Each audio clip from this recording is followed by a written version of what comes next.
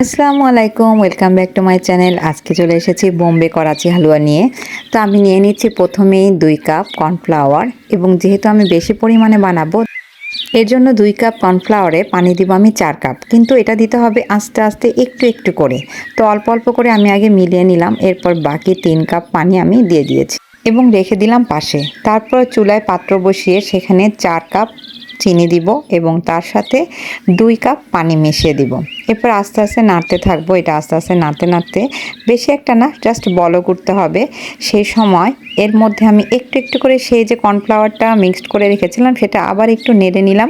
তারপর এটাকে এখন একটু একটু করে চিনির শিরার মধ্যে অল্প অল্প করে মিক্সড করে নিতে হবে। তা আমি একটু একটু করে দিচ্ছি এবং একটু একটু করে মিক্সড করে নিচ্ছি। তো এরকম করে একটু একটু করে মিক্সড করে নিতে হবে, একসাথে দিলে এটা জমাট বেঁধে যাবে খুব দ্রুত। যার কারণে আমি অল্প অল্প করে নাড়াচ্ছি এবং অল্প অল্প করে শেষে সবটুকু দিয়ে দিলাম। তো এরকম করে আমার কর্নফ্লাওয়ারটা পুরোপুরি চিনি শিরার সাথে মিশিয়ে নিচ্ছিলাম। এই হালুয়া বানানোর সময় কিন্তু অবশ্যই সাথে সাথে থাকতে হবে। দেখুন একটু একটু করে অনেক সময়খানি পার হয়ে যাওয়ার পর আমারটা কিন্তু জমাট বেঁধে গেছে। এর মধ্যে আমি ঘি দিব 1 কাপের মতো, 1 থেকে 1.5 কাপের মতো, কিন্তু আমি সেটাকে একটু একটু করে অল্প অল্প করে দিব।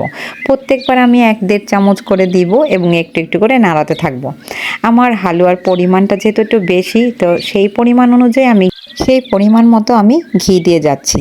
ঘি কিন্তু আবার বেশিও দেওয়া যাবে না, তাহলে কিন্তু হালুয়াটা ভালো হবে না।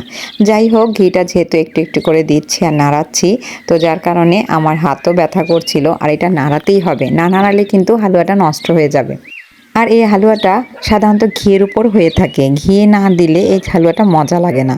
যাই হোক, এরপর আমি মোটামুটি জমাট বেঁধে গেছে এবং মানে আমার যে পাত্র সেখান থেকে আস্তে আস্তে মানে উঠে আসছে।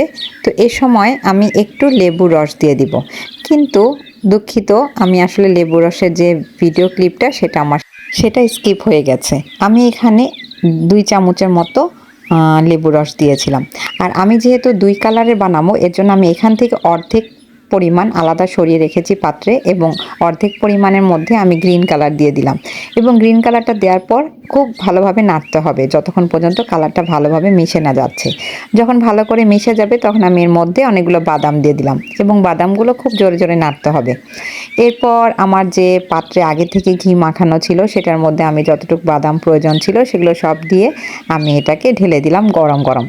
এরপর গরম গরম ঢেলে দিয়ে এটাকে খুব সুন্দর করে সেট করে নিতে হবে। এরপর আমি দ্বিতীয় পর্বে আমি পাত্রে বাকি যে হালুয়ার মিশ্রণটা ছিল সেটার মধ্যে আরেকটি কালার, অরেঞ্জ কালার দিয়ে দিলাম, মানে যেটা জর্দার কালার। এই সেম একই রকম করেই আমি সেই বাদামগুলো আবার মিক্সড করে ফেললাম। যখন আঠা মতো উঠে আসছে তখন আমি এটাকেও সুন্দর করে সেট করে নিলাম। এইটা আমার হয়ে গেল বোম্বে করাচি হালুয়া। এখন আমি এটাকে একটু সেট হতে সময় দিব, তারপর আমি এটাকে সুন্দর করে কেটে সার্ভ করে নিব। কেমন লাগলো আমার এই বোম্বে করাচি হালুয়া? যদি আপনাদের ভালো লেগে থাকে তাহলে অবশ্যই লাইক শেয়ার করতে ভুলবেন না। আজকে এ পর্যন্তই, ভালো থাকবেন। খোদা হাফেজ, আসসালামু আলাইকুম।